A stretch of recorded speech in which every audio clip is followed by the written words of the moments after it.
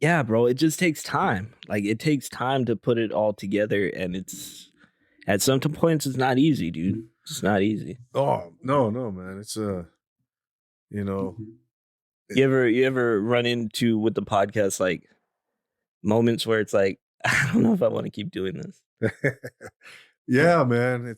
I think we all go through the same experiences. It's just but again, it's just how committed are you to the craft? How committed are you to your? If it's a hobby, that's fine. Whatever. Yeah, dude, like that's the way I see it is like I was saying earlier, my dad used to go out and work on cars. Like that was his thing, his hobby. I don't have that as a hobby. So this is kind of my thing. This is what I like to do. I like to do all the setup. I'm the stagehand, the producer, I'm the editor, I'm the host, I'm the everything. And my buddy who lets me have this space, like I'm grateful to him for that. And I just everything here is mine, and I try to do my best.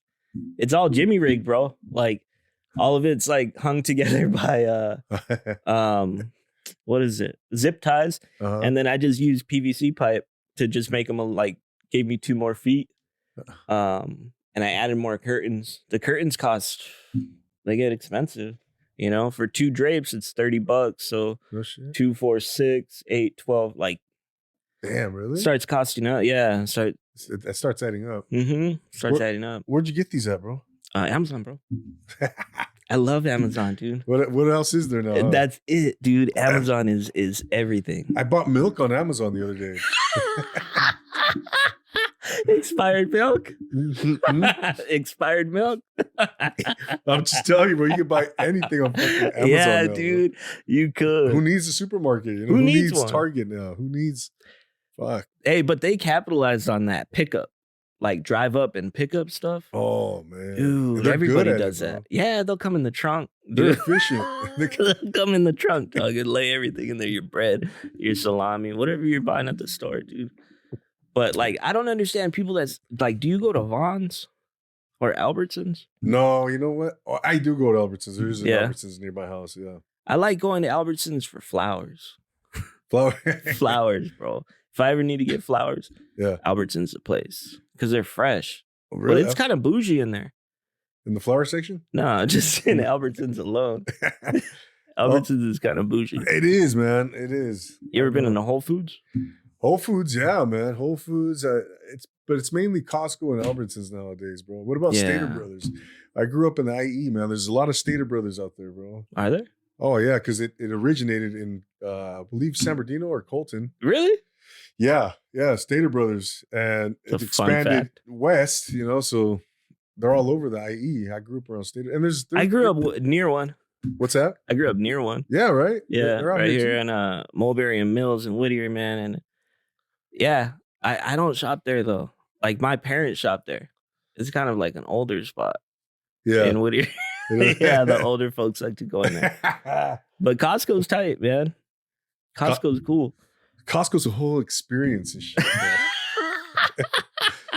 That's how sad our lives have become, bro. I fucking love Costco. Yeah, that's true, man. No, of course.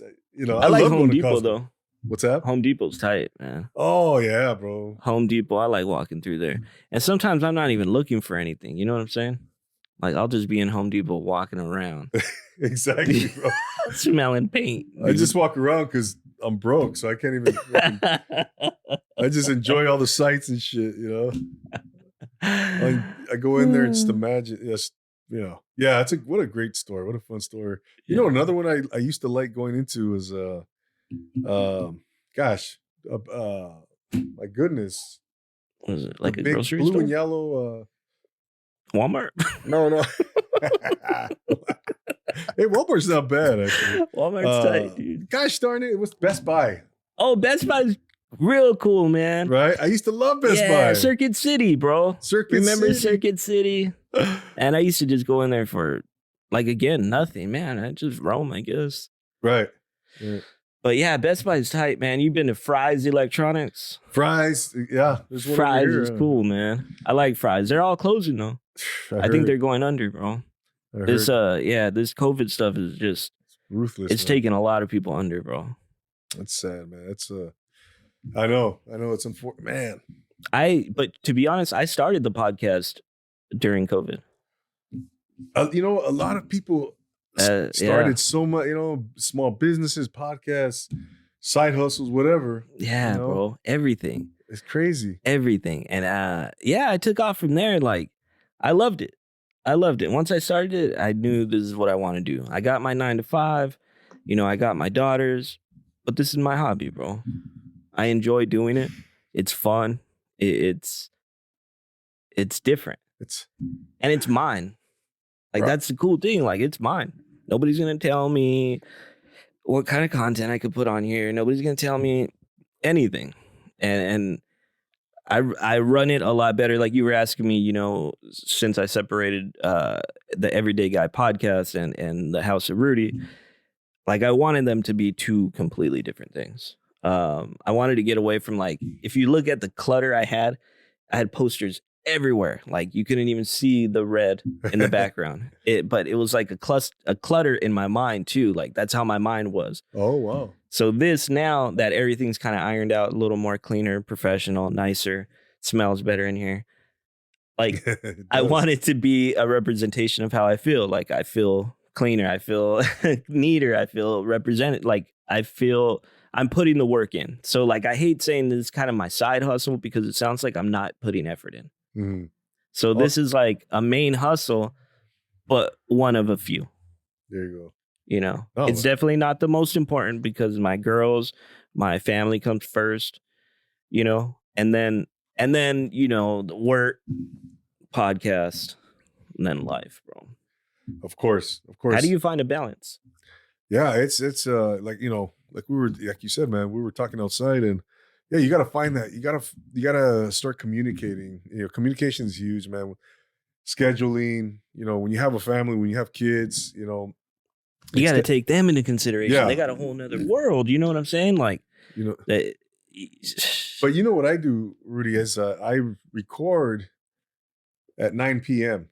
in the evenings because, you know, that's my, yeah, exactly. Because I record in my house, and there's no way in hell that I'm going to record a podcast with my 2-year-old running around, and that's not going to happen, right? Andy, dude, you can ask all the guests I've had on what time I recorded with them. It's always at 9. Oh, really? Dude, that's so funny. I don't do any, like, this is the first time I'm doing a day podcast. Oh, shit. Yeah. And I don't mind it. Like, Sundays are cool because I can coordinate with the dude that runs his eBay business. You know, and he doesn't work Sundays often, so it's nice. But yeah, dude, I shoot at 9 too. That's funny, man. Yeah, because that, you know, there's no distractions. Everyone's asleep. The kids are asleep. Their day's over. Yeah. Now I can focus. I don't have to worry about, you know. So my logistics come into play a lot. Heck yeah, dude. My buddy JB, I know you're gonna be watching this. JB always had a good quote when he'd say, "My responsibilities are asleep, so I can do what I need to." I like that. Yeah, you know, that's what we do. We got to put our responsibilities to sleep, take care of work. Don't let the podcast interfere with certain things. You just keep moving forward. Right. Yeah. No, I was watching your last episode with Rudy Moreno. Yeah, man, that was interesting, man. Good kid. I didn't get to watch it completely, but in its entirety. But yeah, it was interesting stuff going. You were talking about yeah, I mean, just there's people something to the effect of there's people filming themselves like killing, like committing murders or something. Oh yeah, dude. Yeah. I was telling him, that's so funny you picked up on that. Because dude, I saw a video of some lady came out and they were talking about like snow plowing their yards or whatever. And this dude comes out from across the street. They're arguing, whatever. The husband and wife are out there. They're telling this guy that I can't tell his ethnicity. They're covered up. They're bundled up because it's snowing. And he goes to his house, comes back with like an assault rifle, bro. I don't know guns. I'm stupid when it comes to guns, but it looked like an assault rifle to me. It could do some damage. Yeah, it was doing something. And the reason I say that is because when he shot it, you could see like, pop, pop, pop, pop, pop, pop. Like it was automatic. And he killed the lady or the husband, I think. Just boom, boom, boom. And then, or I think the lady, no, the wife, she's laying there. She's trying to get up and she's just messed up. He comes up, pow, pow, pow, Oh, shoots her in the head. Keeps going on Facebook, bro. Facebook? On Facebook. Jeez. And then I'm watching another episode of like some stupid show, and you can always move it, dude. You can always move it. Move it wherever you feel comfortable, bro. Oh, okay. I'm watching some episode on a show on Facebook, and they bleep out the F word. So I go from one video, bro, of a dude literally murdering a lady to another video where they just blurb out the F word because that's too offensive. Holy shit, man. Censorship is a two-headed sword that can kill everyone in its path. Oh, yeah. Yeah. Censorship can ruin people's lives, bro. Like, I know you were telling me you're with, forgive me if I get it wrong, Nostra. Oh, Social Nostra, yeah. Social Nostra. I'm terrible with Spanish and trying to pronounce Spanish words. I can barely say my own name. No worries, man. No worries. But like being with them, you have like the comfort where you're not censored. Not that you're doing anything. No. But you might have a guess that might be like controversial. Yeah. You know, I wonder do you think that reflects on you? To a certain extent. I think you know, I mean, depending on what that is, you know, what kind of guest we're talking about, but you know, no, at the end, there's boundaries, I guess, because I stick to a certain topic or a certain theme. You know, I bring on a guest who are doing positive stuff, more inspirational and tacos. I saw that the taco shop you were at when they opened up. Oh, talk about good. Yeah, my man Javier. Big shout out to Javier Arellano, man. Yeah, that's cool. Yeah, man. bro. No, I'm bringing on people who are, you know, putting out positive vibes only, bro. Yeah. But I mean, but that's a good question. You know, I don't know. You know, but yeah. No, so you have the freedom with Social Nostra. Yeah, for sure. They don't have to tell you, hey, Andy, you can't put that out. Exactly. Right. They don't tell you that, right? No. Yeah. No. It's all good, man. Yeah. You know, to this up to now, yeah. You know, it's pretty much you know, freedom type of thing, you know, where but yeah, it's an interesting point though, Rudy, you know, because yeah, man, there's some people out there, bro. There's some people out there, man. That's crazy shit, man. Facebook, like, what happened to just posting about, you know, your family and shit, man? And your daughter at the softball game or something. Pissed off, dude. Huh? Some people are just pissed, man. God damn. And how did you see this, anyways? By the way, sometimes I go real deep in Facebook, bro. You can get real deep in Facebook videos, and you can see some gnarly stuff, bro. In Facebook? Facebook, dude. And you want to know the catalyst? Twitter. Twitter has the most offensive. They will show you anything. Oh, Twitter? Twitter is wild. Yeah. There's porn on there. There is porn on there. Yeah. That's wild, man. But you know, like, I have to be aware of that. You got kids. I got kids. Yeah, that's exactly right. Social media is going to be a part of our lives, like an everyday schedule. You got work, you got life, you got love, you got social media, you got, you know, it's going to be a part of everybody's life at certain points. So you have to manage how big that is in your life. Right. Like I tell my daughters, social media, yeah, that's okay. They can have it at a certain age. Definitely not now. But at a certain age, I'll let them have it. But I want them to know, like, it's just a product. It's just a product out there. You can choose to use it or not. If you want to make it the focal point of your entire life, you're going to live a shallow life. Yeah, no doubt, man. No doubt. It's all about keeping things in the balance. You know, you gotta really, you know, you can't be consumed by something, you know, and that includes social media. And even as you know, we want to promote our podcast. We want to get our names out there and get exposure and network and do what needs to be done. But I'm not willing to sell my soul for it. No. I think you could still be effective in doing that if you kind of do it strategically, you know, methodically, and you know, periodically, you know, throughout the day, and just kind of or even set times. Yeah. Schedule it. Schedule if you your want to go to time, that man. extent. But I'm terrible with that though. yeah, To be same honest. here. I'm But, terrible with it. I can. I don't know if my mic's on, bro. Yeah. Can you hear me? Yeah, I can hear you fine. Can you hear me? No. Test. No. Did I unplug myself? I think I might have unplugged it. Go ahead, bro. Oh. Test. Yeah, there it goes. It was unplugged, bro. Sorry, bro. I'm like freaking creating technical difficulties. Shit, human error and shit. Don't worry about it. The human error factor. It's always there, man. I've made so much mistakes. Like I was telling you, I recorded without, or I did a podcast and I didn't even record one single bit of it. I had just video. I'm laughing because I know, man. Yeah, dude. I know that feeling. I've been there. Yes. So you shot the whole thing. So what happened? Did you shot it end all? Up recording again? Right? Shot it all. All the audio I had is just in the cameras and not on the mic. So it's like it's all chopped up. It sounds like we're in a bathroom. I hated it, but I still put it out there. And it was with the Everyday Guy podcast. So I left that in the dust. You know what I'm saying? Yeah.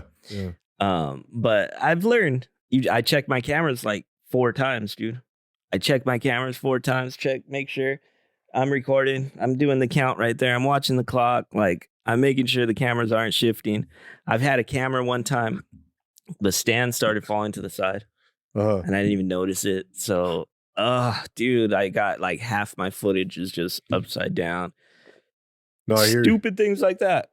I hear you, Rudy. I've been there, man, so many times. It's just like last week, or I did a show 2 weeks ago, chopping it up with Double A on. We went live on YouTube, and we couldn't get the mic to go. I couldn't get the mic on for my guest, and then I was just trying to figure it out, and then it started cutting into airtime, the schedule time. A mess. And just, and that just kills the vibe. It kills your, I don't know, for you. Yeah. If it does that for you, but it's like that type of, and then you have to kind of regather yourself. You're stumbling over yourself the entire time. You're playing catch up. You don't feel comfortable. The guests might not feel comfortable. And it just, it takes away from everything you're trying to do. Yeah. So that's why, you got to be on top of your stuff, man. And, but yeah, that's a good point. Like that's a good, for the podcasters that are listening out there that are inspiring to do this, like, and this ain't anything crazy, this is just my thing, but you can do something way better. If you're inspiring to do it, like, just know you're going to hit those. You're going to stumble a lot. You're going to mess up. You're going to make mistakes. You're going to, hit dead air where it's just you and your guest staring at each other. These things happen, man. And you got to iron out the kinks. It's just a continuous process. If you're the type of person that's like, you hit the first obstacle and you give up, you're not going to do it. You're not going to make it. No. Most, I think the statistic is most podcasts fail by episode 9. Is that, episode 9 or 10, 9, 9 or 10 in there, they fail. Yep. Like mine was, I remember episode 9 for me was like, dude, heck yeah, this is my start. Like, I'm going to keep going. I don't want to quit, So I did 50 episodes with the Everyday Guy podcast. I'm in like episode 3, 4 here, but I'm just getting worked out. I finally got the set like done. This is new today. That's new. The lamps are new. Oh. Yeah. So this is new. The little flower vase. I took out the thing I had right here. So yeah, no, it looks great, man. This is I remember when you started in January, I think. Yeah, I started February of last year. Mm-hmm. And I saw that, you had rebranded, you had changed your logo, the name of the podcast. I mean, the whole thing was just you wiped the slate clean, pretty much, right? But I was impressed, man. I saw the new studio I was just like, wow, that red I like that red, man. Because you had red and black in your last one, right? Yeah. I still have a bunch of black curtains, man. Yeah. So if you need backdrops black, I got a ton of them. You can take them. But yeah, I was red and black. Red and black are my 2 favorite colors, bro. And I don't I'm not trying to be aesthetically pleasing, although I am trying to like make it look presentable. I'm trying to capture a vibe, if that makes sense, bro. Like it's just mellow. It's just me and you talking. The only thing that is out there is a bunch of cameras, 3 cameras looking at you and a recording device. But I wanted to just capture the moment, bro.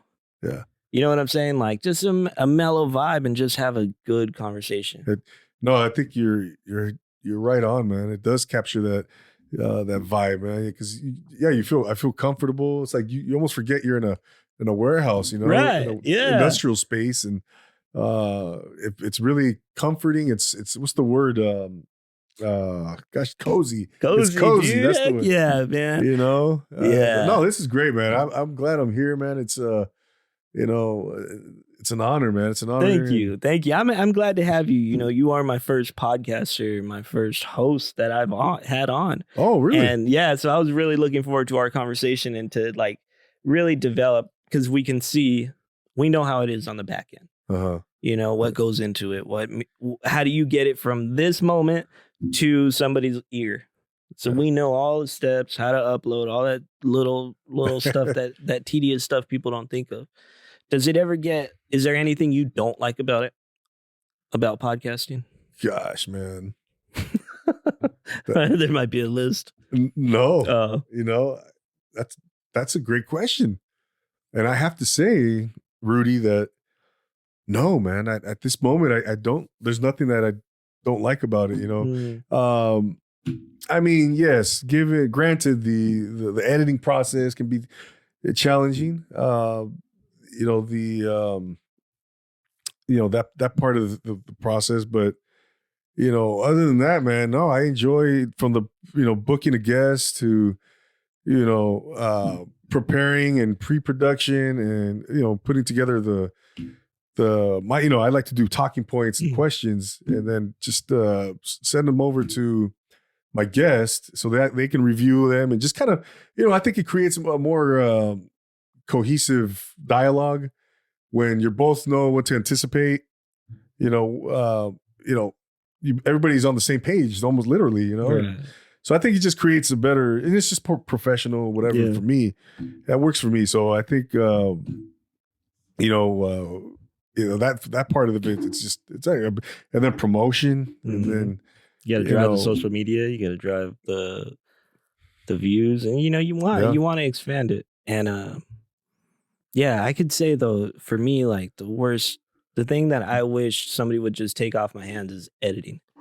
I do not like editing. I wish I can I love doing this. I love just talking. I love being in front of the camera. I like the work that goes into setting up the stage and making everything to my liking. You know what I'm saying? Everything here is what I chose. Everything has a reason that I have it out here. And I enjoy that, but I do not like the editing. I hate it, bro. So if there's anybody out there, I will not pay you. However, you can get some experience by editing videos, because I do not like it. But I'll keep doing it, because I have to. I just can't afford to pay somebody for it. You know what I'm saying? No, I understand, man. It's one of those necessary evils, I guess what they say, right? But yeah, I agree, man. If there's one thing that I would have to highlight or something that I dislike, or it would be the editing process. But again, man, it's fun. It's a lot. Yeah, you get to meet. I mean, I've met people from all over the world doing podcasts, man, and it's just something that's it's very, like you said earlier, it's very unique. It's different. This is cool, man, to have this type of hobby. Or my goal is I want to take it to the next level, and make a living doing it, and make it into an enterprise, a business, and start branding and all that, but I think for me, I have to continue to hone my craft, to continue to get better. It's a step-by-step process for me. So, but yeah, you learn every day, man. You learn every day. It's something I'm going to take from you, Andy, is when you were saying how you send out the information prior to your guests. By the way, I did not do that with him. I did not send him a prep sheet. I did not send him any talking points. So he's probably really caught off guard. And I'm thinking about it. My bad, bro. No. I'm going to take that. You know, like you steal shamelessly. You steal, ideas shamelessly. Take it, bro. And I'm going to steal that, man, because I really want to work on like the cohesiveness and the connection between me and my guest to create a better flow on camera. You know, that's essentially what you're trying to do. But to go back to your other point too, how you were saying, you'd like to take it to the next level. I'm right there with you, brother. Right. I'm right there with you. I want to be like, what would be tight is to get paid for this and, go from there. Yeah. But my big thing is like, I will not sell myself out. No, that's another key. I don't want anybody to tell me what I have to say on the set. Yeah, that's exactly. I'm right there with you, man. 100%. Content creation is just something that's non-negotiable. Yeah. And because at the end of the day, this is ours, man. This is what we're creating in our minds and bringing it in, to fruition. Yeah. And it's kind of like it's our art. It's our form of art, right? It's our art form, and what we're creating, just like somebody who's a painter, right, or a musician, or an actor, a stand-up comedian. Hey, you're not going to tell me, how to perform or do my craft. There's certain steps that I need to take, certain things that I need to do as an artist that I have to do, because nobody else is going to do it for you, man. If it's something you want to do, you got to do it. Yeah. And like, again, talking to those podcasters or those people coming up that are inspiring or thinking like, man, hey, I might have something interesting to speak about. Do it, try it, put your heart into it. If you can really put something behind it, you never know where it can grow.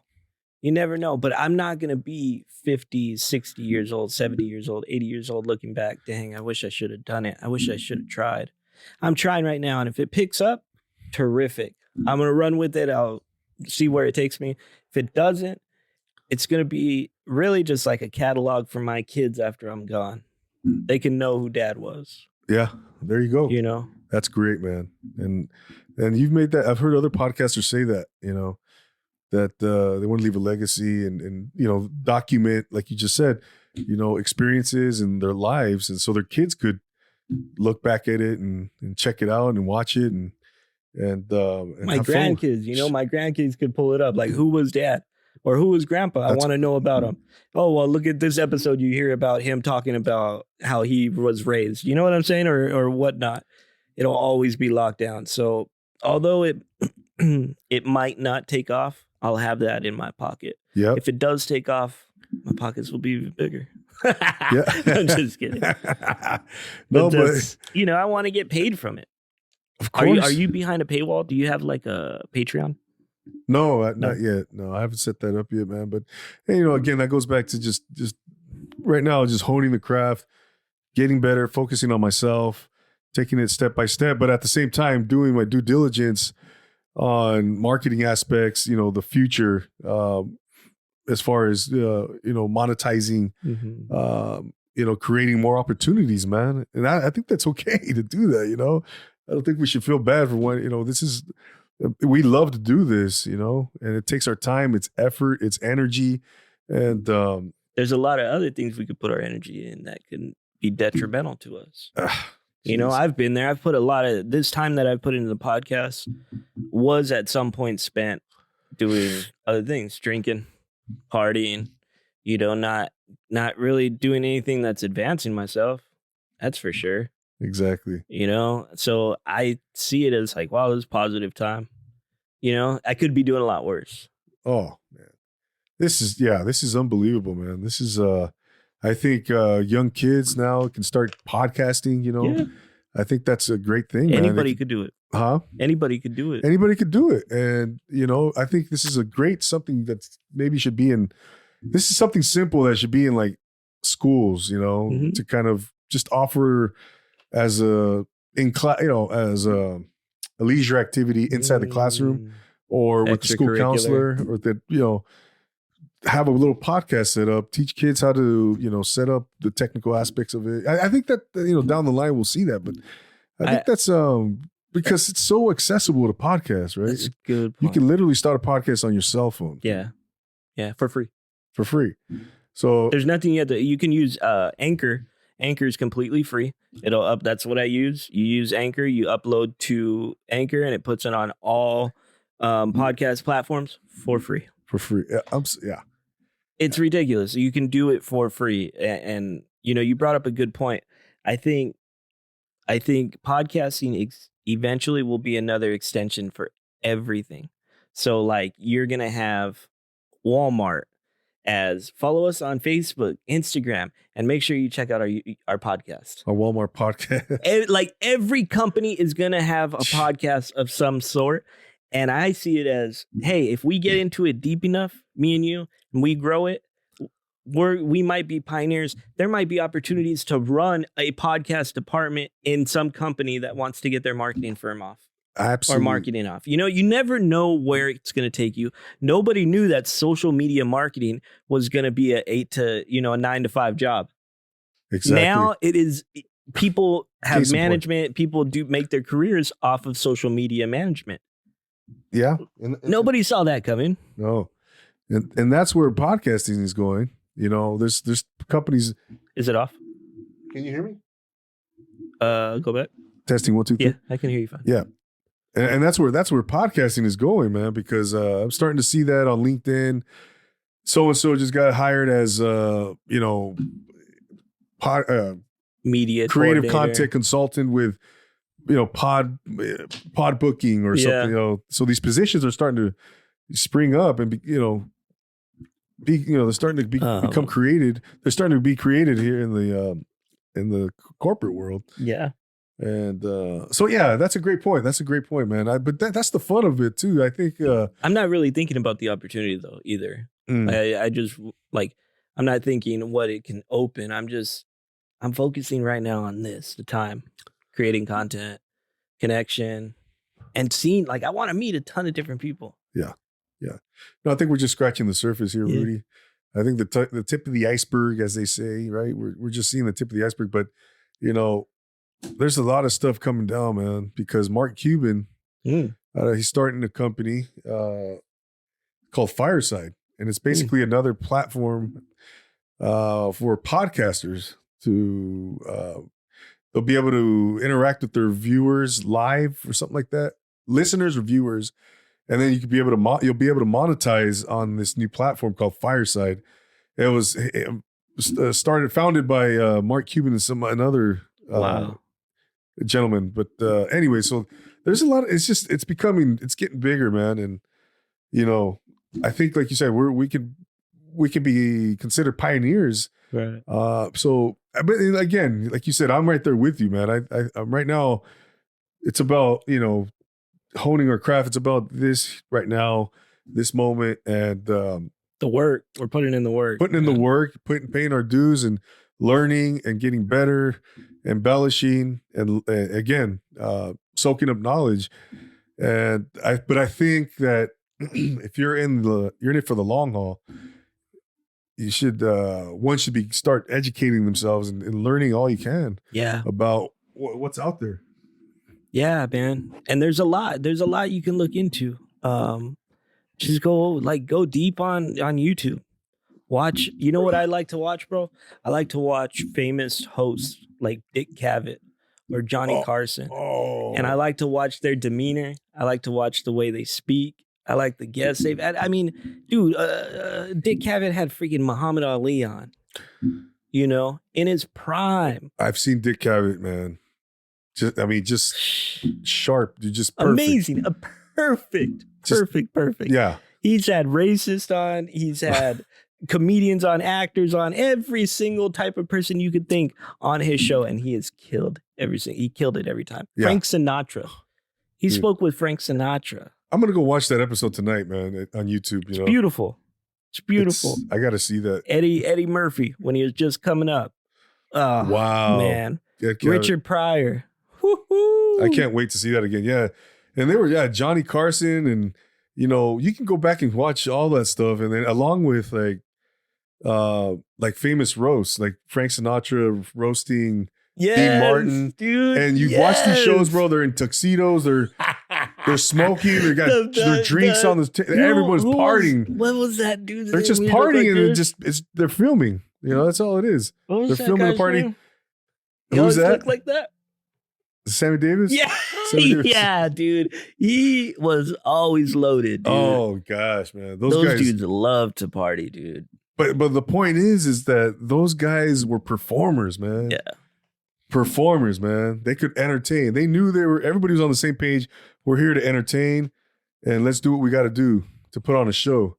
Well, you know, they're funny as shit, dude. Like the Rat Pack was formed not as like they wanted to make good music. They formed it as an entertainment group because they knew like, hey, Frank Sinatra's got a bunch of fans. Sammy Davis Jr. has a bunch of fans. I don't even know the other Rat Pack names, but Joey Bishop, Peter Lawford. There you go. Yeah. They all had fans. They brought it together. They weren't trying to make good music. They just wanted to make more money. No, exactly. They were hella good entertainers, dude. That's the like they are the ones that laid the foundation, bro. Exactly. Yeah. Exactly. No, those guys are, and they laid a great foundation, man. Because it's hard to compete with that. Well, yeah. They were on. And Frank Sinatra, man, he not only when he sang on stage and he performed like that, but he was also hosting shows and doing other stuff. He was a guest on other shows, and he killed it every time. Funny, dude. He was funny too. Every time. Yeah, he was funny. He was handsome. He was funny. He had the looks, the charisma. Yeah. And like the mafioso look to him, he was connected. He was connected. And he was just a different man. Yeah, he was. I mean, just the essence of confidence and just he was a bad dude, man. I love Frank Sinatra, man. I listen to him almost every day. Yeah. His music, Pandora Radio, Frank Sinatra Radio. I'm serious, man. It's a great station, man. And you listen to his songs, bro. Every time I would listen to Frank Sinatra growing up, he would just inspire me and to go to New York. I would just feel New York through Frank Sinatra. My whole life, I always wanted to go to New York, right? So I get to and so 2010, the only time I've been to New York City, oh man, I was just like, this is everything I could imagine. This is everything, just like I saw it in the movies. Really? It was just amazing, bro. Have you been to New York City? Nah, man. Oh. Nah, I gotta go. You have to go, man. I want to. You know what's so funny, bro? Southwest sent me an email telling me that I like $49 flights or something. Round trip to New York in May, bro. It's only about in May? About $250, $300 round trip. Wow. Southwest? Southwest to New York. But the thing is, now? Yeah, you have to buy now in order to buy, for May or June or something like that. And the only thing is like the expensive part is paying for your rooms and everything out there. Unless you knew somebody. I don't know anybody. Sounds like a fart. See, that was the nice part of my only trip there. I have a buddy who lived in East Village in Manhattan. Dude, and so he was gracious and he had some roommates, but I just crashed down on the couch. Let me tell you, man, I was on a mission. I was there for like 5 days. From like, I would wake up, go eat breakfast at some cool little spot, man. Yeah. And then just all day I was on the subway. That's what I loved about New York City, because I didn't have to drive anywhere. I could get anywhere I wanted, and not have to drive. And, us coming from here, Southern California, LA, you have to have a car. You have to have a car, and I was like, in New York, they're just like, nah, we don't have cars. No. Jerry Seinfeld didn't have a car. That's the way I always see it. Seinfeld didn't. Or did he have a car? Somebody had a car, though, but not everyone. I don't remember. Yeah, I don't. Were you a Seinfeld fan? Sparingly. I like whenever I watched the show. When it was on, I wasn't like a diehard fan. Yeah. But I'm definitely. You'd watch it if it was on, but you didn't like go looking for it. No. But I think it's great. I'm not that it's I don't like it or anything. It's just. But yeah, I've seen episodes, man. It was genius. Yeah, it's real funny. You got a favorite TV show? Now, Rudy, I don't watch much TV, man. It's just too busy, man. Too busy to sit and, the only thing I do watch is documentaries and movies, and sports whenever I get a chance. But it's mainly just movies and documentaries. I don't even have cable, man. I just have the I have Hulu and Netflix. Yeah, dude, that's all you need. That's all you need, You right? need Wi-Fi. That's all you need. And Wi-Fi. Yeah. Wi-Fi, and you can connect to the world. yeah, Dude, like you don't need cable anymore. exactly. Except for Laker games. That's the only thing. I hate that, man. I know, man. Spectrum has a real tight hold on that Laker organization, bro. It sucks, dude. They do, man. But like, I don't like. What's the point of cable? My daughters don't watch cable; they watch Netflix or Disney Plus or something. Same here, man. Same here. You know, we're part of that now. Yeah, but you know, like my kids won't even know cable. I don't even think. You know, over a certain time, I know their kids won't. But it's a trip how much like technology has evolved. Oh man, in our time. It's been. I mean, I graduated high school in 1994, man. You know, so I saw pre, you know, internet, pre all of this, you know, all of this dawn of technology, and to where we're at now. I remember the VCRs. I remember analog, everything being analog. I remember those big camcorders, you know, the big freaking the Sony Walkmans, you know, with the headphones and the freaking cassette tapes. I remember 5-track. Remember 5-track? If you hit it too hard, it would skip if you hit your Walkman too hard. Yeah. And then they came out with the CD players. Yeah. Do you remember? Gosh darn it! I forgot. I lost my train of thought. What was not VCRs, camcorders. I forgot what I was going to ask you, man. Cassettes? What's that? Cassette tapes? Not cassette tapes. Gosh darn it. Anyways, but it was some other form, man. Some other medium. It'll come to you. What's that? It'll come to you eventually. You remember Beta? Beta, no. Yeah, I think I'm a little older than you, bro. I'm dating myself now. I'm 44, bro. I'm 44. I'm 33. Huh? I'm 33. Oh, you're 33? Yeah, you were 11 years apart. Damn. Yeah. Yeah. I just look super old, dude. For real, dude, I got my first gray hair when I was 16, bro. No shit? Yeah, it was all downhill from there. Oh, I hear you, bro. Hey, yeah, no, dude, it's you know, you barely have gray hair, dude. That's ridiculous. No, don't let it fool you, bro. No, I don't let it fool you. Oh man, I embellish, bro. Yeah, I'm, you know, but I'd rather have gray hair though. I like gray hair. You like gray? I like it. Yeah, too, man. I look older. I didn't have to buy beer. I mean, I didn't have to get carded for beer. You know what I'm saying? Like at a very young age. And older women really liked me. Really? Yeah. Yeah. Let's talk about that, bro. And then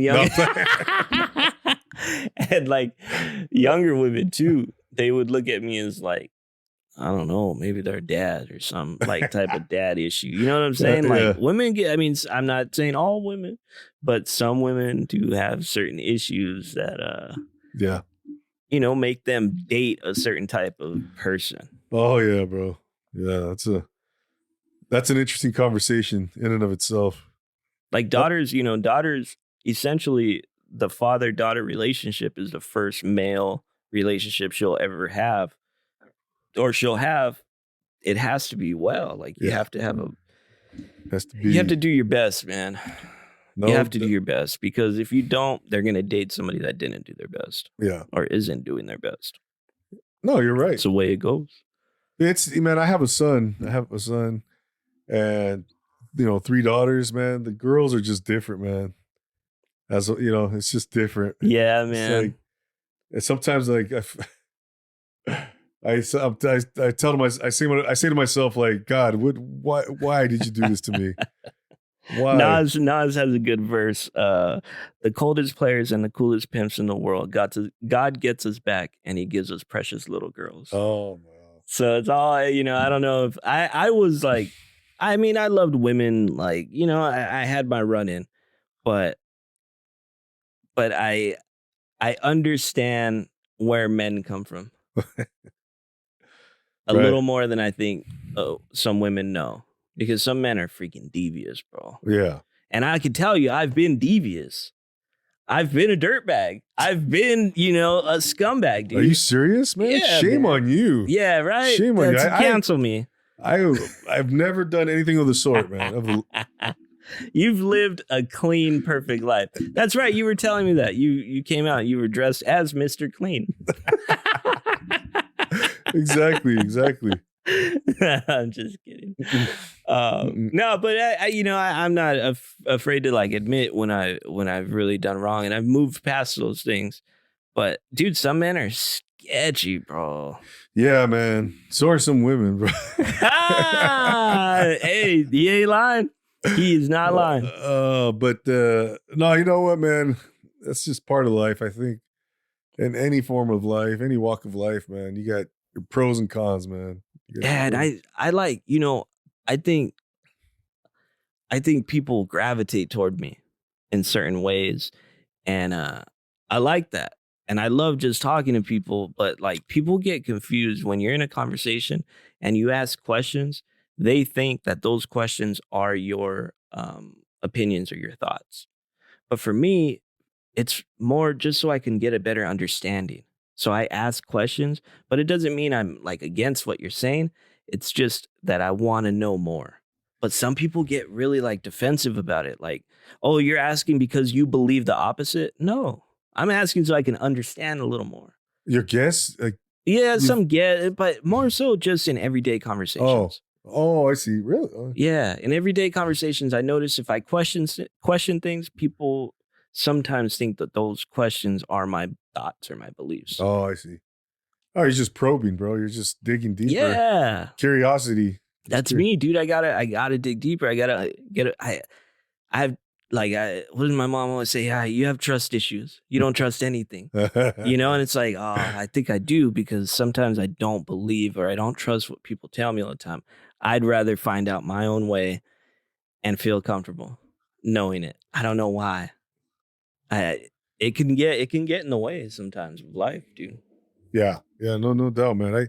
Sometimes I overanalyze stuff. I've always been like that. I might read into it, read into a situation, and just overthink it. And a lot of stuff, man, in life, professionally, yeah, at work, whatever. And I think you just have to, as you get older, you start to realize that, you start to realize that you don't need to overthink things, man. Things are just the way they are because that's the way they are, And I think for me, it's just been. It's hard to accept sometimes, though. Yeah, it's just been, life. Pull it out again. Life experience. I think experience is the greatest teacher, man, and wisdom comes from that, from life experience, and it really does, man. Right. It really does. Yeah, man. It's so. I've always just been so as the older I get, man, it's just my confidence is just increased, Yeah, like your own comfort within yourself. Yeah, I think that's a big thing. Like you feel more and more comfortable in the world and with your place, so you feel more grounded. When you don't feel comfortable, if I don't feel comfortable, I feel awkward. I'm sweaty. I'm hot. I don't like it. Right. You know what I'm saying? Yeah. But sometimes you got to be in those uncomfortable situations. You got to be. And life will throw your ass in there, dude. For real. Fuck yeah. Life will throw curveballs at you, man. Heck yeah, bro. Like life will just really, if you don't watch it sometimes, life can get buck wild, man. Real buck wild. Yeah. You got to be careful. You got to be on top of your game. You got to be, aware. You got to balance, man. You got to balance things, bro. Yeah. Balance is a very key element to everything, man. Key component because, especially, kids, man, kids add a very unique dynamic to the whole equation, because again, man, logistics come into play. You can't just pick up and go. Yeah. You got to take everything into consideration. The weather, how long you're going to be there, what you have to pack. Everything changes. You got to worry about when that kid's going to eat again. All right, what time? What do I need when they do eat? Where are we going to be when we need to eat? Oh, man. Like, if you're going to have kids, be prepared. Like, try to be prepared, but you'll never be prepared. How about don't do it? Don't fucking do it. Don't get married. Don't have kids. Fuck all that. Let's put it out there, man. I've been divorced. There, I said it. I said it. I've been divorced, so you know. I've been you have? there. Yeah, heck yeah, man. Oh shit. Yeah, done there, man. I done shitted and fell back in it. Oh. Why did you the old Snoop Dogg line? No, dude. I mean, we were young. Yeah. I was 23 when I had my first daughter, and we thought we were building our life together, but there were things that we should have handled prior to even having kids. So it just grew worse, and it ended. And I've been through my things. I've talked about it on the podcast before. I've had my trials and tribulations with that, mental health issues that came from that too. Yeah. But it's a life experience. Like life threw that at me. You don't expect it. Nobody gets married to get divorced. Remember that. Nobody gets married to get divorced. You get married because you love that person. You want to be with that person. Right. At that time, things change. People grow apart. And that's life sometimes. But it gets real hard sometimes. Life will really slap you around. You can say that again, man. You can say, I mean, I didn't get married until I was 38. My son, I had my son when I was 25. It didn't work out with his mom. It didn't work out, but but that again, that's another life experience, man. The life experience. I learned a lot from that experience. It taught me a lot. It taught me, it's okay. It's okay to wait. It's okay. I mean, there's no society, quote unquote, societal norms might say you should get married at, like right after college or when you're 28 years old or whatever, man. That's all nonsense. By 30, you better be married and with kids. Yeah. That's what society will tell you. Exactly. And I think to me, though, that's hogwash. It's nonsense, man. Get married and have kids when you're ready. That's it. Yeah. Or you don't have to get married and have kids. Don't. Right. You don't. That's a very good point. That's always an option. You don't have to have kids, bro. Yeah, exactly. Right. You don't have to get married. There's nothing wrong with that. Nothing. But you know what? People do not like being alone. Oh, geez, man. People don't get me started on that. Are afraid of being alone, bro. It's I've seen that with my closest relatives. Yeah, dude. Where they just jump from one relationship to another. They'll become divorced. Right after divorce, and right away they jump into another relationship. That's funny, like man. Head first, fucking naked, just fucking, you know what I mean? I'm like, just take a second to. It's okay. Shut. It's okay to be. You just went through a traumatic, very difficult process, And how could you? I don't know. I'm not judging. I'm just being observant. I'm just reporting what you see. Exactly. Just calling it as not making judgment, just reporting what you see. And like it's funny, I went through therapy after my divorce, and one thing my therapist said was like the percentages are extremely high that the male gets into a serious relationship after a divorce, not the female. And I see that like, oh shoot, that's right. Like most men do jump into another serious relationship right after, or they go extremely wild really fast, and then they get linked up with some woman and they take off. Yes. But like, yeah, so and it's called serial monogamy when you go from one serious relationship to another with no break in between. And I've seen it, bro. Girls and guys. Oh, yeah. I was with this girl for 5 years. Oh, yeah, I met this girl like a week later. Boom, that's your rebound. And that rebound took you forever, bro. Oh, yeah, man. Exactly. And then some I've seen that rebound, they end up marrying that person. Yeah, dude. And yeah, it's just interesting, man. You go through life, man. And I was in the military. That's one thing that I learned from the military. What's that? You were in the military? Yeah.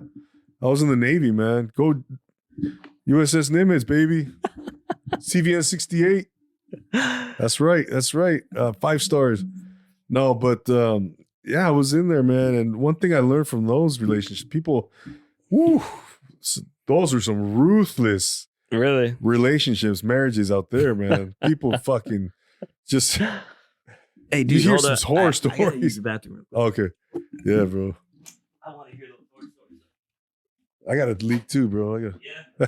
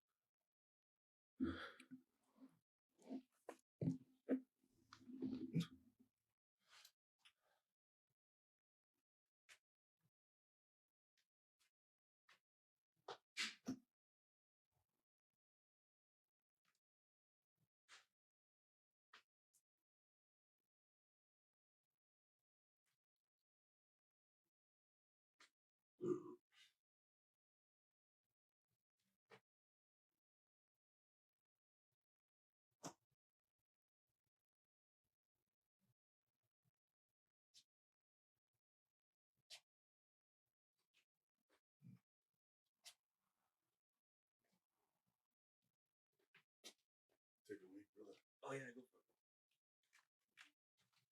it. Is that boiler room close to yours?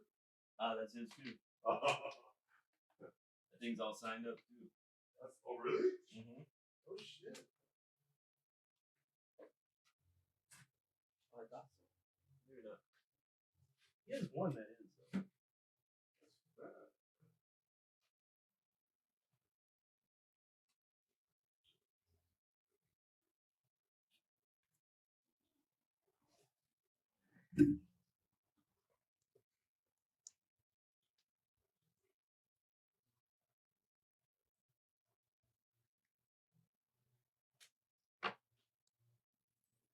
I drink a ton of water.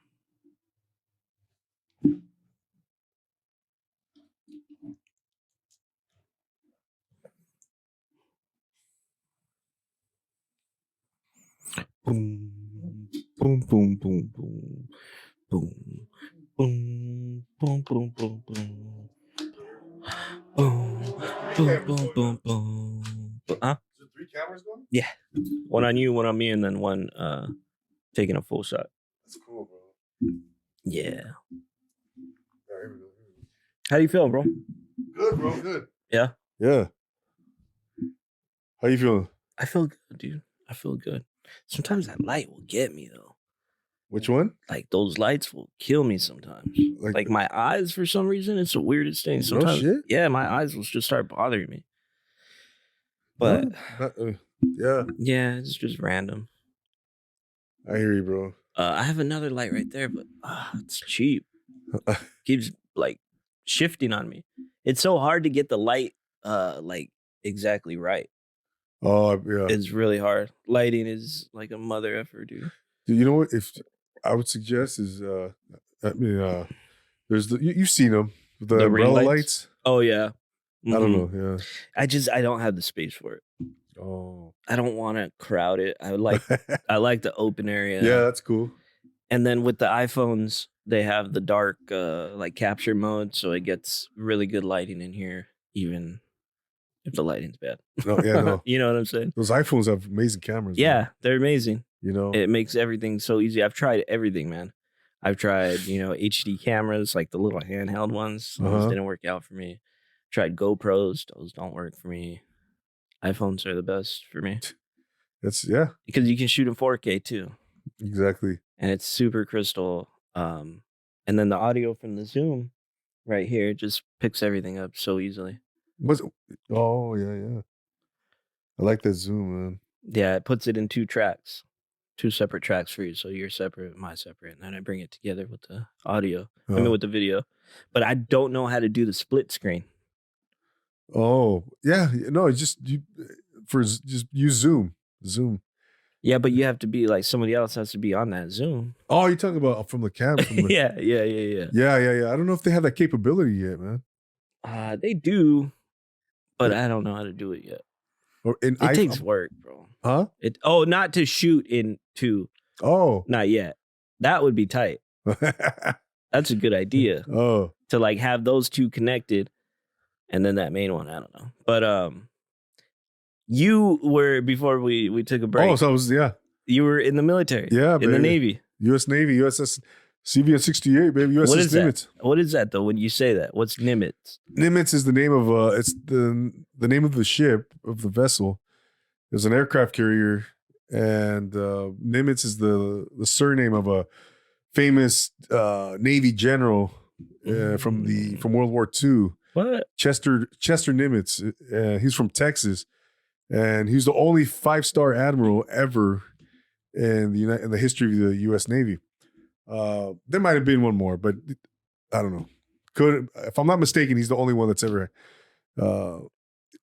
He's the only one that's ever been 5-star. Typically, the highest rank is a 4-star. Wow. So anyway, he was famous for everything he did in World War II, and so they named that class of carriers after. It's a Nimitz class carrier, which is also the namesake of the carrier itself. You know? So there's like these come out in the 70s. A lot of these Nimitz class carriers, and CVN 68, conventional nuclear, is what the CVN stands for. 68's the number, you know. So yeah, man, I was there. You know, I don't even know why I mentioned that. You were talking about being in the military and the relationships that were like you saw in the military. Yeah, that's one thing the military definitely taught me. Yeah, geez, a lot of these Jody, is this Jody? Jody, like when the army would say Jody is with your woman, that was always the other man when they were like overseas. Oh yeah, something like that. You know, you hear all these horror stories, man. Because a lot of these guys, they go out, they're on the ship. You know, you're going into foreign ports, foreign lands. You know, there's a lot of infidelity going on, man. Yeah, in military marriages. You know, unfortunately, and you know these women catch wind of it, and then same thing. These men leave for a month or 2, or whatever. You know, on deployment. Right. They're out to sea. Now the women, they stay behind, and they, you know, when the dog's away, the cat will play. The dog's away. So it's on both sides, you know. Yeah. And this obviously, you know, creates a lot of issues and drama, and just you hear stories, you see it, your friends are going through it, and you're like, damn, I'm never getting married, man. Right. Fuck that. You know what I mean? I'm 18, 19 years old, seeing these other 18, 19 years olds get married. They're, you know, they're 21. This is the thing to do. I'm gonna get married. I'm like, fuck that, man. I can barely tie my shoes right now, man. I have no business trying to get married, you know. So that was one thing that taught me. It taught me, man. I learned from that, you know, that wow, I don't want to do that. I don't need that drama. Right. So you know. So how long were you in the Navy? I was in for 3 years, man. 3 years, early 90s, 1994 through 97, when Bill Clinton was the principal. I almost said the principal. The princess. The princess.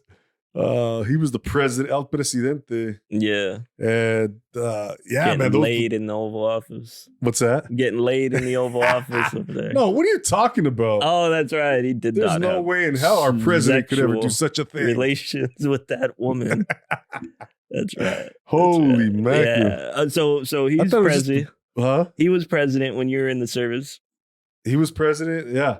Yeah. And so there was a lot of budget cuts going on, man. A lot of money being taken away from the defense, you know, from military bases. military installations throughout the world being closed down, and so yeah, you were multiple years away from Desert Storm though, right? I was removed by about 2.5, 3 years. 2.5 years, yeah. Desert Storm, I think, ended in 91, right? 1991. Something like that. I always remember 88. I was born in 88. You were born in 88? I was born in Desert Storm. Dodgers, baby. 88. Yeah, that's it. 88 is great, man. That's the only reason my dad gets happy about that year. Yeah. Just kidding. I thought you were an Angel fan, bro. Nah, man. No. I don't really watch baseball. All this bro. red, bro. No. Yeah, I don't watch baseball at all. Oh, really? Yeah, I don't like baseball. But you still like Dodgers, though. I mean, I guess I like to talk crap to Dodger fans, like when they're like when they were losing the World Series. They lost once, twice. You're so. I was really like giving it to them. But you're so mean, bro. That's yeah, that is mean. Hey, do me a favor, push that real quick. There we go. Yeah. Yeah, dude, Dodger fans. I love Dodger fans though. Yeah. What about you? You a Dodger fan? Oh yeah, dude. Yeah. I bleed blue and shit, Yeah, I could tell. Yeah. Right. I mean, oh yeah. I wear blue every day, bro. No, but yeah, Lakers, Dodgers, freaking Rams. Yeah, that's Rams. all good. You're not a Chargers fan though. No, not a Chargers fan. Yeah, Never. me neither. I don't like the Chargers. No. I like the Rams though. Yeah. Why is that? They were both LA teams at one point, right? Well, now they're LA teams again. The Chargers were in LA. I mean, a long time ago in the 60s, I want to say. And then for just a short period of time before they went to San Diego, and but yeah, no, I remember when I was a kid, bro, the Raiders and the Rams were here, and I always just liked the Rams, I just sided with the Rams more. Yeah. I don't know, no particular reason, just pick the Rams, and but always Dodgers and Lakers for sure, man. That was just diehard. I was diehard from day one, bro. My dad's a big Dodger fan, so I was always around it. I knew all the main players, coming up. Although I didn't follow it, I just picked it up from just listening. Yeah. But basketball, bro, I love basketball. Oh, really? I love basketball. Laker fan, yeah. Oh, yeah, bro. But yeah, basketball is my thing, man. I've always loved it. It's always been my favorite sport. Oh man, no doubt, bro. I remember, I went to the first Laker game I ever went to was at the Inglewood Forum. What? Yeah. Showtime Lakers? Showtime Lakers, baby. What? 1980. Shit. 18. Uno más, por favor. There's one right there. Oh, look at that little guy creeping up from the bottom right there, bro. You're hiding from me. He's trying to get away. He's trying to get away. 1980. It was the first year, the inaugural season of the Miami Heat. I want to say it's 88 or 89. That's like an expansion team? Yeah. What? Yeah, 1989, I want to say, bro. So you were like one. Yeah. And I was crapping myself. 12, 13. 12, 13? You were crapping, you were crying. Yeah, I was crying. I was 12. Shit. Well, no, you were one, so you're 11 years. So I was like 10. No. You were born in 88? Yeah. Yeah. You were born in 79? So 76. So yeah, I was 13. 12, 13. Yeah. So yeah, I was born. So I'm 12 years older than you, bro. Yeah. I was born in 76. So anyways, point being that first time I went to a Laker game, man. Yeah, Magic, Kareem, Byron Scott, all those guys were on that team. All of them, dude. And that was the year they played the Pistons, 1989. They were trying to three-peat. The Lakers were trying to three-peat. And Magic gets hurt. Byron Scott was already hurt in the finals. And then Magic got hurt. I don't know if you remember that against the Pistons. And Magic, he couldn't go, bro. And that was it. They crapped up. Pistons ended up winning that series. And Pistons. Yeah. The Pistons ruined it for us in 04. 04. Yeah. I know. We would have had 4 in a row. Yeah. No. It would have been 99, 2000. No, it was 2000, 2001, 2002.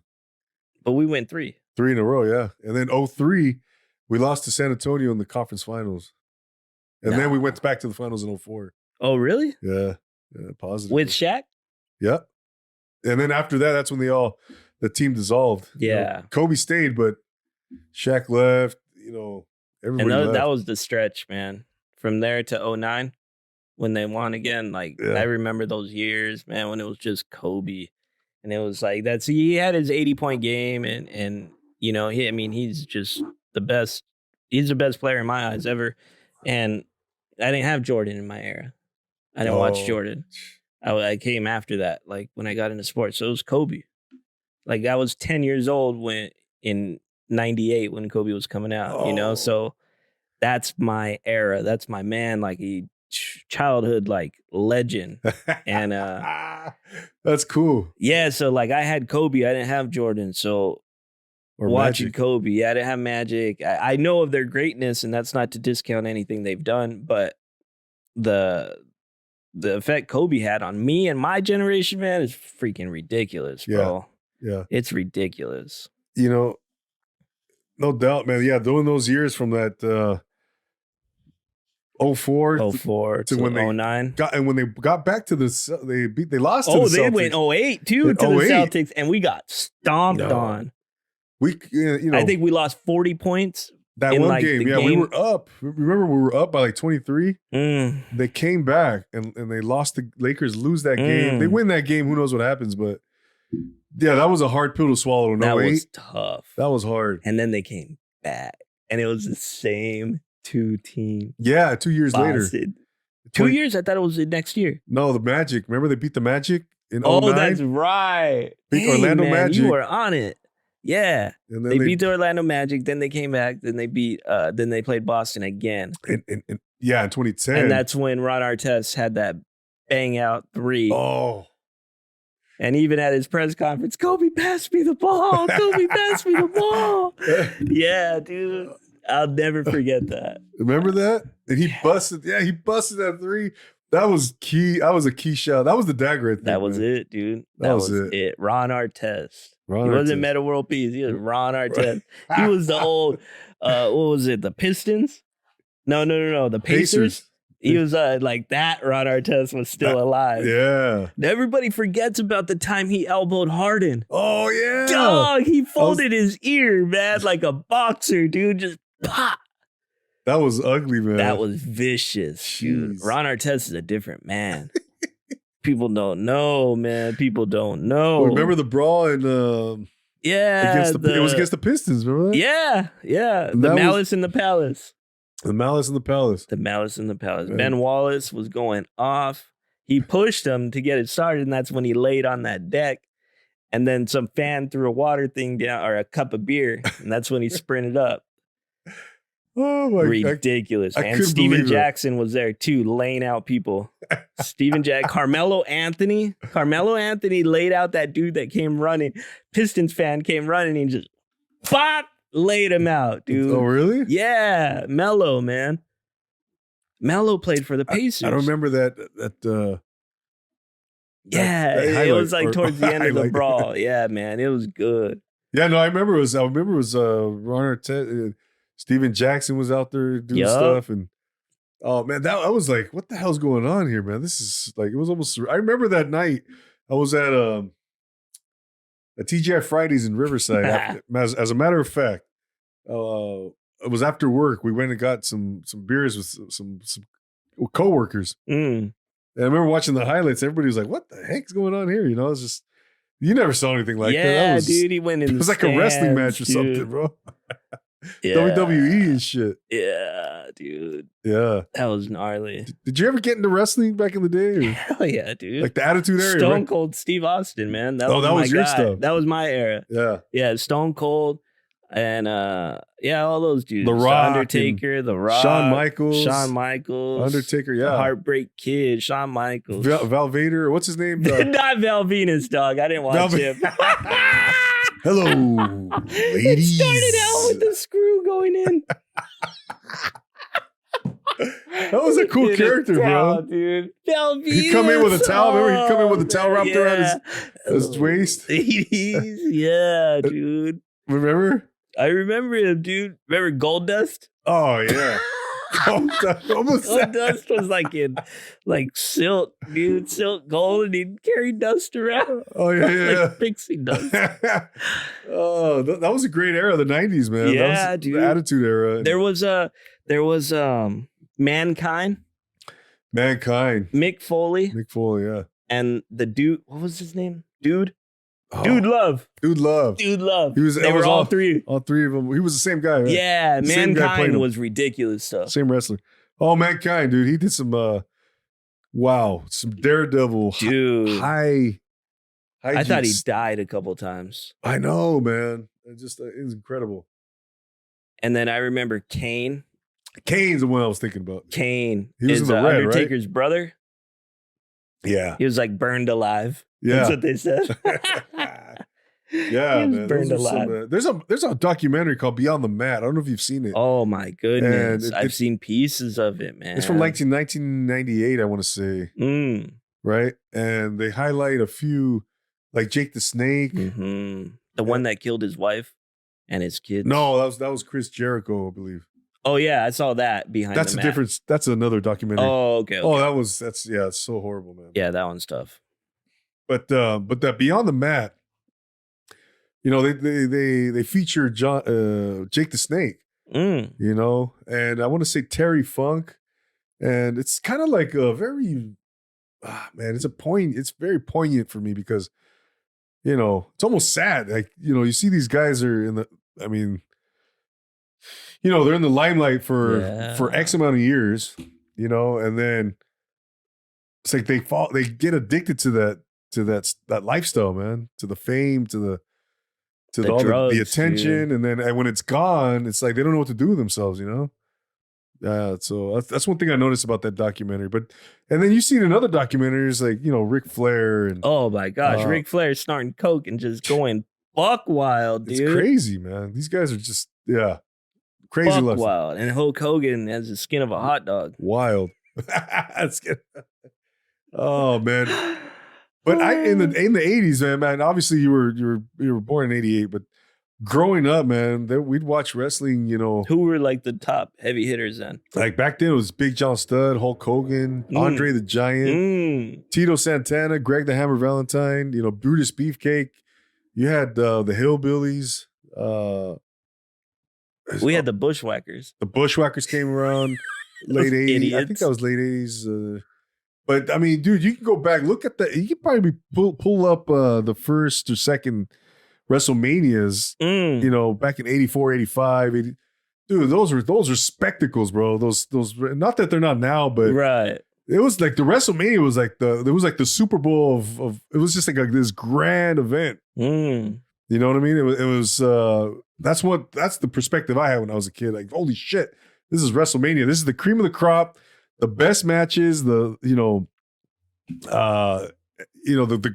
best storylines, the best fucking the culmination of all these different, all these different conflicts throughout.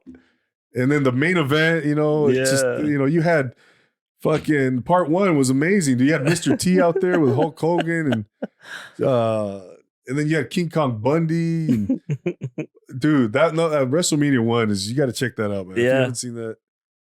And then King Kong Bundy had like a 9-second match. I don't know what's up with that. Yeah. Believe it or not, he just threw the guy against the turnbuckle and then he fell and then he splashed him. He didn't get hurt, maybe? No, I don't think it was. Who knows? That might have been. Maybe. They might have the guy might have hurt himself and they said, you know what? No, I can't go. Or he's like, you know what? You ain't going to pay me? All right. I'm going to go out there. Just flop. Just lay there like a fish, dude. Oh, he probably got paid. That was the end of his wrestling career right there. Yeah, he left. Fuck it. Yeah. I'll take 200 grand right here. Yeah, for sure. It. If that, dog. You might have got paid like $500 back then, dude. And some baby oil. Yeah. They would have sent you home with some baby oil. Yeah, man. Yeah. So, but I grew up watching wrestling for sure, man. That was, that was part of our, and then you had video games and all that come into play. Nintendo was big, Atari. My parents still have an Atari. No shit. Yeah, bro. Damn, dude. That's old school, man. That is old school right there. you know, and the graphics, yeah, it's fun. We played Pac-Man. Pac-Man was big on Atari. You had all these Some other little games that went like yeah, you had the stick figures what and was the it pinball. like tennis or something, right? Oh man, but yeah, that was part of my childhood, man. That was part of the 80s, man. The 80s, I love the 80s, man. That's the thing. I grew up in a cool time, man, because I got to see the 80s. I got to see a lot of the 80s, man, because I was a kid, but yet I was into freaking U2 and Depeche Mode and The Cure and Cyndi Lauper and Madonna was just barely coming of age. You had all these different artists, man. Tears for Fears. It was just an educational experience, bro. Really? Growing up in that era. Oh yeah. If you like music, it was a free for all, bro. And then you had the heavy metal, you had rock, you had oldies, you had R&B, you had Michael Jackson. Rap. The birth Prince, of rap came in the 80s. Everything, bro. Everything. And it was just a beautiful beautiful time to be. And then it seemed like, and then everything went into the 90s. And it just seemed to get better, man. It seemed to get better. It really did. With all those different genres and everything just evolved. At least for me, anyways, but the 80s were special, man. Special time. You had all these different movies that came out, classic movies. It was just a cool era, man. It really was, Yeah. They don't talk about cars though. 80s cars. Yeah, you know what?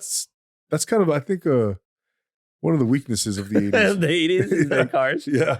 The Corvettes came out. Those I like the 80s Vets.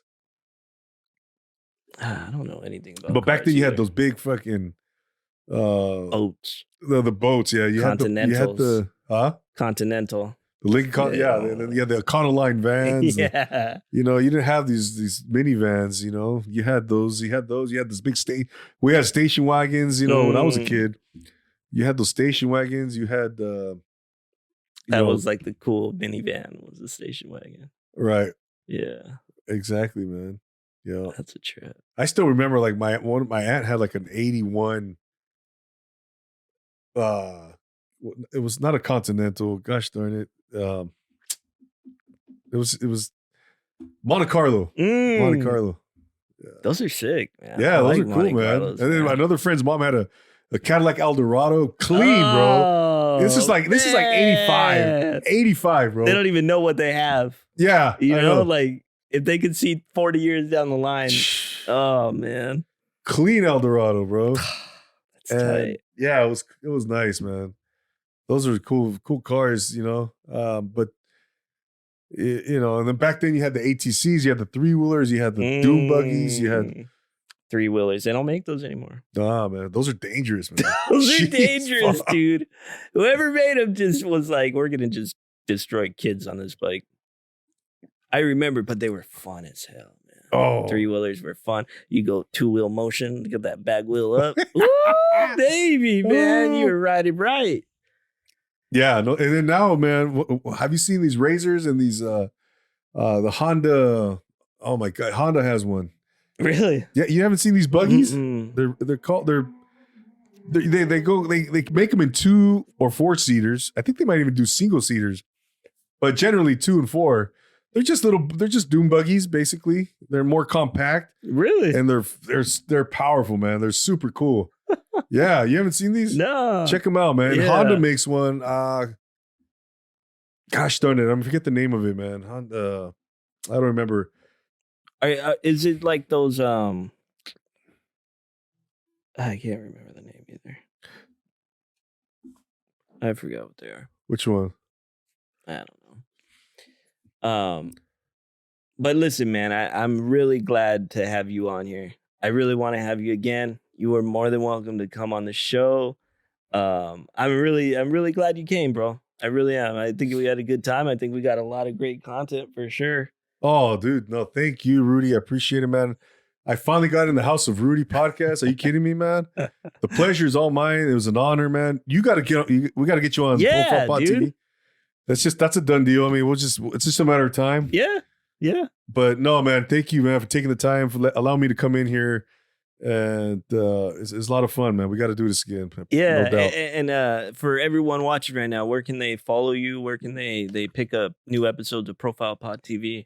Yeah, no doubt. You can check me out. Follow me on Instagram at ProfilePodTV_. From there, you can go to the homepage and link up in the link tree. Has a link to every single platform that I'm on. The ProfilePod TV is on, and you can link up with on the Instagram page. Obviously, the Instagram, the Clubhouse, the Twitter, the YouTube channel, ProfilePod TV. It's all there, man. Check us out. It's a interesting podcast with it's real special guests, inspiring the human spirit, doing stuff that is inspirational, motivational, and just I'm getting really great people on there to teach us and to educate us on all walks of life. Whether you're a podcaster, whether you're an entrepreneur, small business owner, musician, if you're crossing the Atlantic on a freaking raft, I want to talk to you. So check us out, ProfilePod TV. I'm Double A. Thank you so much, man. Rudy, appreciate it. Oh shit. Of course, man. No problem. Thank you for being on, for real though, bro. Thank you. I really appreciate it, man. Absolutely, man. Anytime. Of course. Woo. Shit, dude, I spilled beer, bro.